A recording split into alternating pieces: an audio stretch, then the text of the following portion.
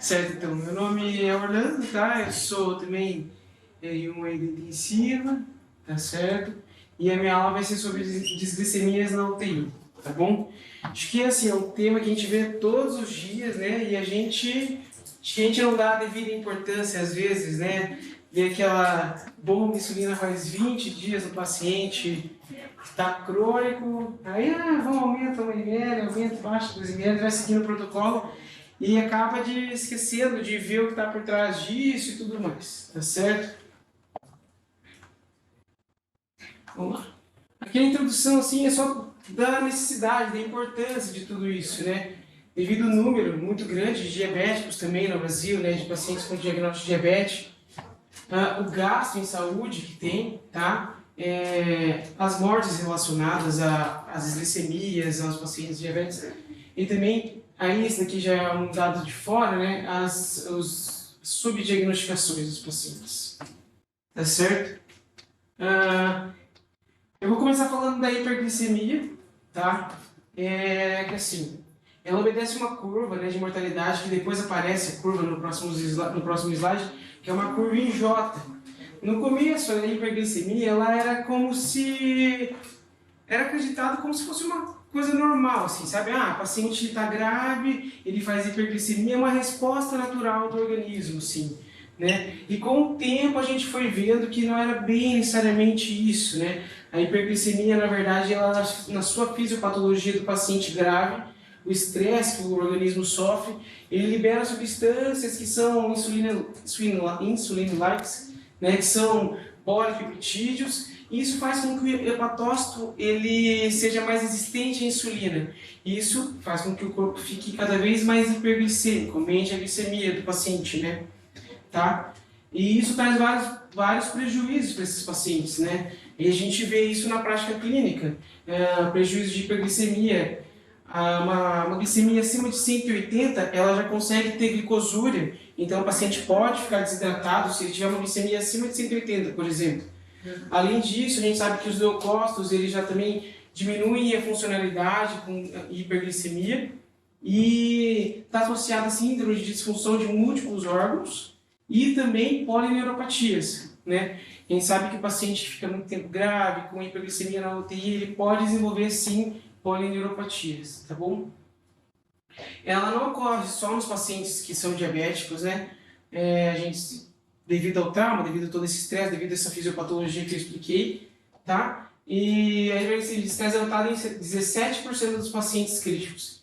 Então, veja, 17% desses pacientes eles vão ter toda essa fisiopatologia de aumentar a glicemia deles. E a gente sabe hoje em dia que isso também aumenta a mortalidade desses pacientes.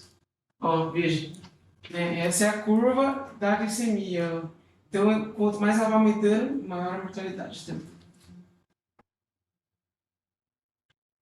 Beleza. A hipoglicemia... e também diagnosticar a hiperglicemia com... Eu esqueci de falar disso, né? De uma glicemia maior que 180. Tá certo? A hipoglicemia, tá? Que é o oposto, né? É o outro lado, que é isso também a grande nossa preocupação, né? A gente só se preocupa quando o paciente está hiperglicêmico, a gente só vê quando o paciente está hiperglicêmico ou vê quando ele está hipoglicêmico. O resto ali é um marasmo, né? Então a hipoglicemia é quando o paciente tem uma glicemia menor que 70, né? Ou se for uma hipoglicemia grave menor que 40, e ela tem essa tríade de hipo, né? Que são sinais e sintomas de hipoglicemia, com baixa concentração de glicose plasmática. E tem resolução, isso, desculpa. E a melhora dos sintomas após a dosagem de glicemia, da glicose. Tá bom? Ela sozinha aumenta a mortalidade dos pacientes. Existe um estudo que eu vou falar mais pra frente, né? Que é o estudo do Nice Sugar.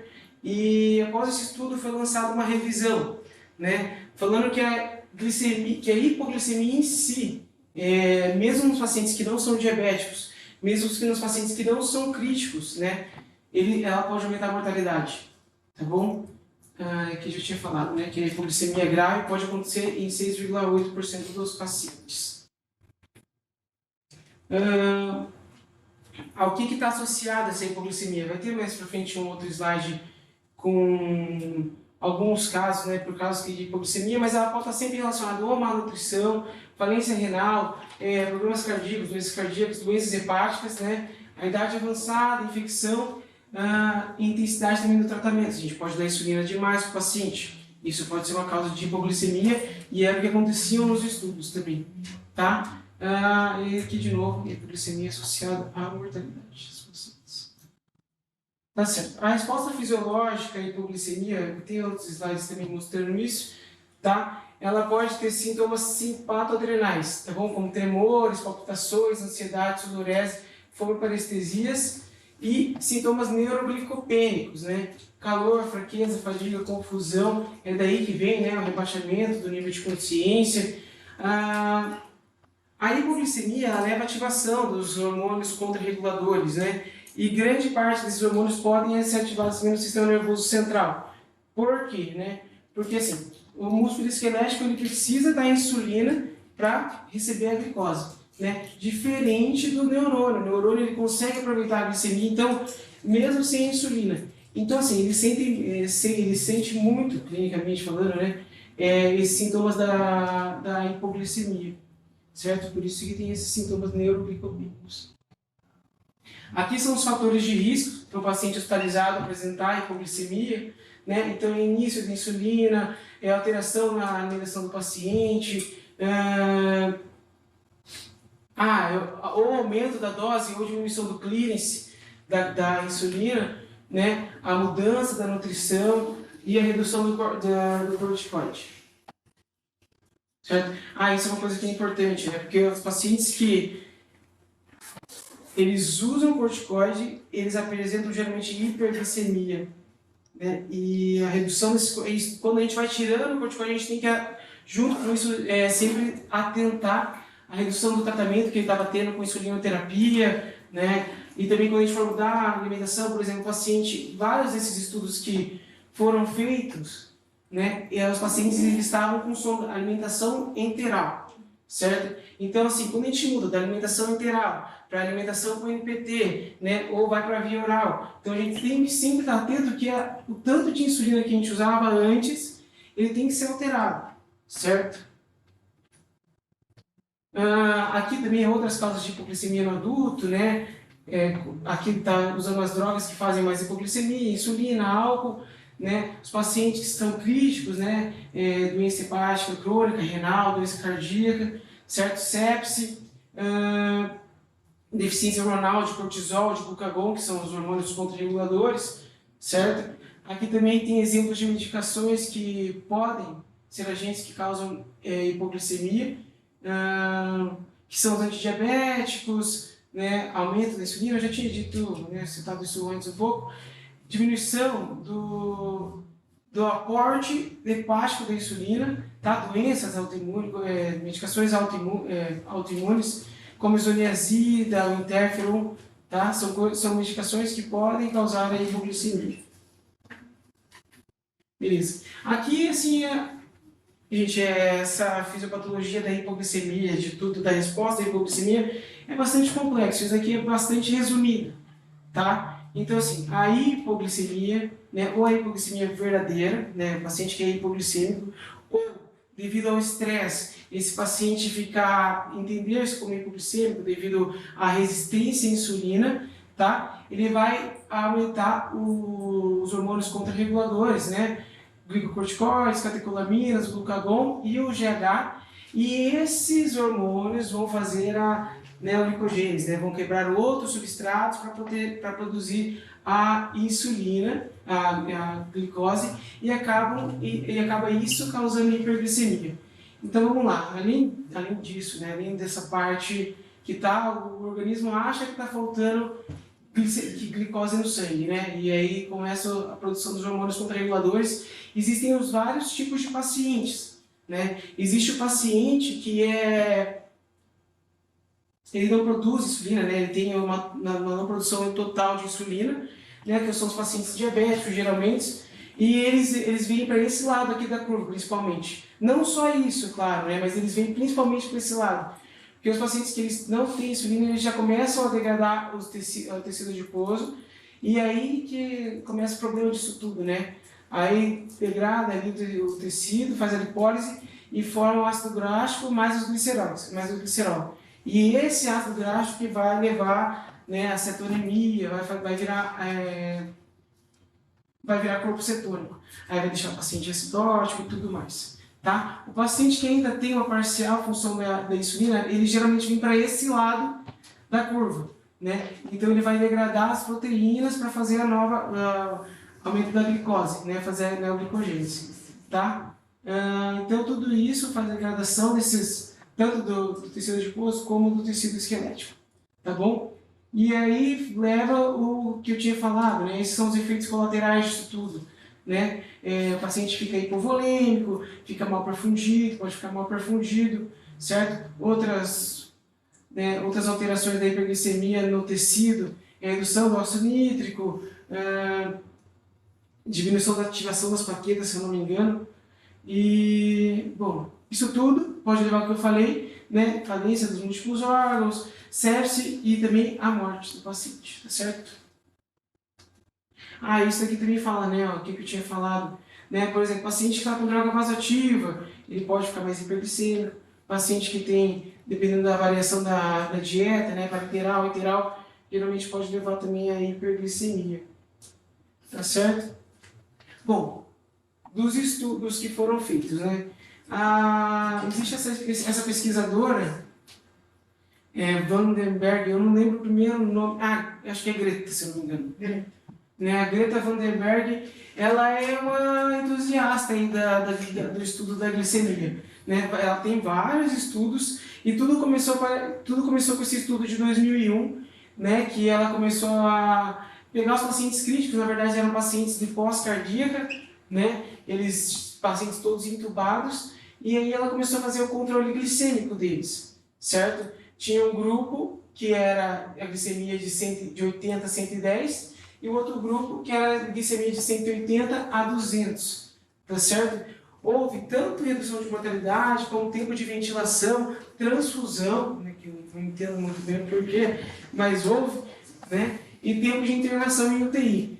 Só que assim, esse estudo foi o primeiro, ele não era tão grande, tinha 1.500 e alguma coisa de pacientes nele, né, e ele era só um único centro, e ele também não era cegado, né. Também é muito complexo fazer um estudo cego, que assim, o paciente está hipoglicêmico, vou colocar insulina, vou colocar glicose nele. É uma dificuldade que eu acho que até hoje em dia eles devem ter para fazer esse tipo de estudo, certo? Mas esse estudo foi o que iniciou tudo, né? Toda essa discussão. Porque até aqui a glicemia era, parecia que a gente tinha que controlar, mas a gente não tinha a noção de que isso alterava só por si mesmo a mortalidade dos pacientes. Então, a partir desse estudo da Vandenberg, eles descobriram, olha, a glicemia e hipoglicemia pode matar os pacientes, certo?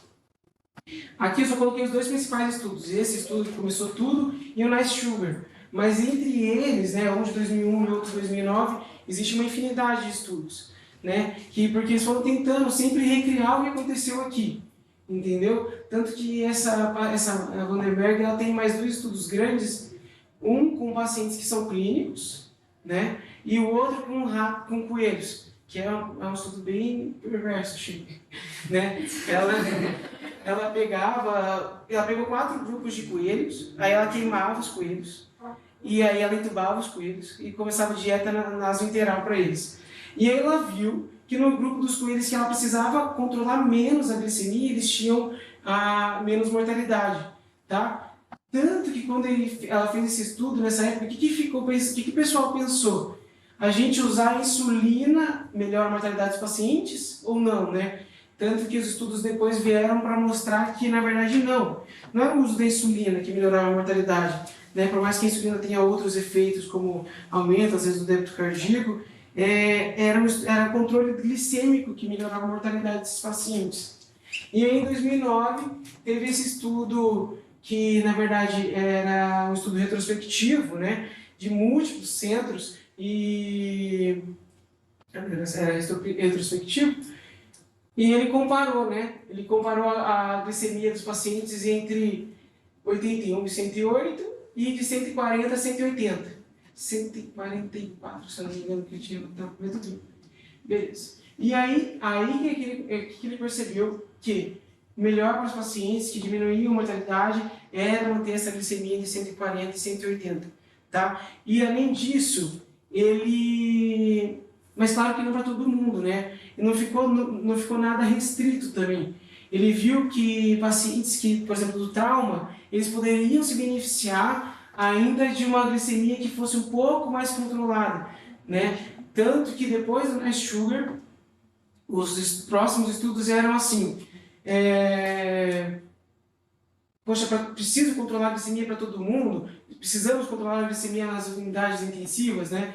Porque esse estudo aqui, os da Greta também, possivelmente, eles tinham uma realidade muito diferente do que a gente tem hoje, né? No estudo, eles tinham tipo, uma enfermeira para cada paciente, uma enfermeira para 2 pacientes, e mesmo assim, no Nice Sugar, 30% só da população aqui do paciente que tinha que ficar entre 140 e 180, só 30% conseguiram manter mesmo essa glicemia. Então, assim, é muito complexo, é muito difícil a gente falar que de 140, 180 é melhor para todo mundo. Se nem nos estudos ela conseguiu manter essa glicemia desse jeito, correto?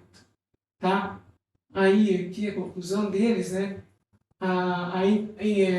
Ainda que coloquei do IEM dos pacientes neurológicos, né, que poderia se beneficiar com esse tanto de glicemia, de 110 a 140.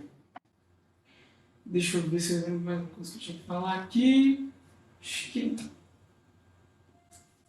Tá? Aí os protocolos, agora um pouco mais prático, assim, né? O protocolo, quando a gente tem que começar a insulina para os pacientes, né? E sabe, cada instituição acaba, às vezes, adotando um pouco diferente o protocolo um do outro. A gente tem que sempre corrigir a glicemia que está acima de 180, né? E quando sempre que a gente começa, paciente crítico, insulina tem que ser endovenosa, tá? E aí a gente vai controlando essa insulina conforme a necessidade do paciente. Aqui na frente tem um gráfico, que não vou falar de tudo desses gráficos, mas eles são bem relacionados, assim, é bem diferente, na verdade, do que a gente faz em algumas UTIs, né? Porque assim, ele vai classificando o paciente conforme esse algoritmo. O paciente geralmente começa no algoritmo B, né? O paciente está no algoritmo B, beleza, ficou tudo bem, né? Aqui ele fala assim, ó, tá com esse tanto de glicemia, esse tanto, essa unidade por hora de insulina que ele tem que usar, né? E aí a gente não fica recalculando, ver se esse paciente vai para os outros algoritmos. Mas eu achei interessante, por isso que eu coloquei aqui, né? Porque é uma coisa que a gente... E ele vai relacionando, tá, gente? Aqui, ó. Aqui que ele fala, ó, tá maior que 100, mas aqui, deixa eu ver. Ó, tá maior que 100 e tá maior, desculpa, a queda é maior do que 100, uma glicemia menor que 200, aí, ó, ele tem esse aqui, ó, voltar ao algoritmo anterior, entendeu? Então, você tá no B, tem que vir pro A. Se eu tiver no C, tem que vir pro B. Então, é assim que ele vai fazendo, diferente dos dados que a gente faz geralmente na UTI, né? Que parece que aquele algoritmo fixo, né? Faz 2 horas está com tanto, sobe 2 ml, sobe 2 unidades, entendeu? Beleza. Ou pelo menos a gente não fica pensando tanto, né? Parece muito mais prático usar o UTI. A insulina subcutânea. A gente tem que ir para o protocolo de insulina subcutânea quando o paciente deixar de ser um paciente mais crítico, né? A gente quer abandonar a medicação IEV, certo? E assim, a gente, quando começar, né? E quanto fazer? Quando começar com o paciente menos crítico, e a gente quanto fazer? É de 60% a 80%, né? Do que o paciente usou nas últimas 24 horas, ou a gente pode começar com 0,4 unidades por quilo, tá bom? Dividido isso, né, por dia, dividido em 2 dosagens, tá? De 2 a 3 dosagens, na verdade, e metade a gente vai fazer basal e metade a gente vai fazer em bolos, tá bom? E tanto que isso é interessante, que quando a gente vai ver os estudos de uso de insulina subcutânea, o grande estudo chama RABBIT, e ele é um estudo de enfermaria, né? Então, assim, a gente, não sei se isso quer dizer sobre que na UTI a gente tem feito pouco isso, né? Pouco essa volta, porque a gente vê assim, um paciente que não era diabético, né? E aí ele começa, porque está grave, começa a ter que usar insulina em bomba. Como que a gente vai retirar? Né? O paciente que não é diabético, ele morre de hipoglicemia e morre do não controle glicêmico mais do que o paciente que era diabético, né? E o paciente que não é diabético, se ele fez uma insulina, uma glicemia maior que 240, né? Tendo ficado em bomba, tendo que usar a insulina EV, ele já tem indicação de começar o subcutâneo, mesmo que isso seja desmamado, né? Tirado com o tempo. Esse paciente ele pode se beneficiar assim da insulina subcutânea, tá bom? Deixa eu ver se... eu coloquei aqui. Isso eu achei interessante, porque uma coisa também que a gente não comenta, mas é da taxa de filtração glomerular, né? Como o clearance da creatinina, clearance não foi uma boa palavra, mas a taxa de filtração pode influenciar, né? Isso. Aí aqui tá falando, né? 50 basal, 50 mundial. Beleza. Deixa eu ver se acho que eu já falei sobre isso sem estar aqui, da transição. O paciente está estável, né? Já está não está com sepsia ativa, não está hipotenso, fazer a transição para subcutânea, tanto em diabéticos como não, tá bom? Calcular a dose diária total, né? É importante. A gente vê lá, o paciente está com 4 ml hora o dia inteiro, a gente calcula 60% a 80%, a gente divide em 2 vezes, metade basal, metade em bolos, né? E aí pode ser dividido em 2 a 3 vezes ao dia, tá? E isso é interessante. Sempre fazer a primeira dose subcutânea antes de desligar a bomba, né? Tá certo? Isso eu já tinha falado no começo, na verdade, né? Na nutrição parenteral e associação com a glicemia, tá bom? Como isso pode ter mudança no metabolismo e como diminuir a nutrição, aumentar a nutrição, está associado à nossa conduta com a insulina, né? Porque o paciente pode fazer hiperglicemia, pode fazer hipoglicemia, dependendo. E a gente sabe que tem paciente que estava tendo uma alimentação VO que não era eficiente, a gente associa a nutrição integral para tentar compensar o paciente, né? Tentar compensar a nutrição, o aporte calórico, e esse paciente acaba ficando hiperglicêmico, e quando a gente vai tirando isso, o paciente às vezes não restitui ainda a VO e acaba fazendo hipoglicemias, tá? E também do uso do corticoide, que eu tinha dito antes. Acho que é isso, gente, muito obrigado.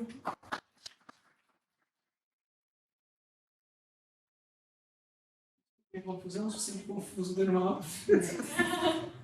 Pessoal, tem alguns comentários para fazer. Obrigada, Orlando. Imagina. Então, vejam, eu sou do tempo que a gente, antes de 2001, quando vieram os estudos da Vandenberg, a gente fazia controle glicêmico com insulina subcutânea acima de 180. Então, você deixava glucomíter, por exemplo, destro naquela época, fitinha de destro, que nem tinha o glucomíter capilar, de 4 em 4 horas ou de 2 em 2 horas, se a glicemia estivesse muito alta, ia fazendo insulina subcutânea. Não se usava insulina em bomba difusor. E a gente sabia que a dificuldade de fazer controle glicêmico dessa forma é o doente que está hipovolêmico, está hiperfundido, que ele não absorve a insulina subcutânea que você faz. Então, a insulina endovenosa veio muito tempo depois. E a gente controlava o destro por 180. A partir de 180, então a gente fazia lá insulina subcutânea de 2 em 2 horas, destro de 2 em 2 horas, insulina C, entre 180 e 200x, 200, 220, e assim a gente ia. Sempre foi assim, com 180 como nosso limite superior. Até que veio o estudo da Greta, em 2001, e mudou completamente. Foi um burburinho na medicina intensiva, porque então a gente tinha que fazer controle estrito da glicemia e não deixar passar de 110. Todo mundo embarcou nessa onda, porque era o que tinha de novo aí na época, e a redução da mortalidade era significativa e tal, mas com aquele problema, era centro único, A maioria dos doentes era de pós-operatório de cirurgia cardíaca, maioria, não era uma UTI clínico-cirúrgica, era doentes de pós-operatório que faziam hiperglicemia por causa do estresse cirúrgico, tudo, ou já eram diabéticos por um curto período de tempo. Na sequência vieram muitos outros estudos aí, dela inclusive, ela repetiu estudo daí multicêntrico em 2007 e tal, até que veio o NICE Sugar. O NICE Sugar, que é de 2009, ele é prospectivo, ele é aberto e é randomizado, mas ele não é cego, tá? Mas ele foi um divisor de águas aí, porque aí ele mostrou, né, que tinha muita complicação, principalmente de hipoglicemia, quando você fazia controle estrito para 110.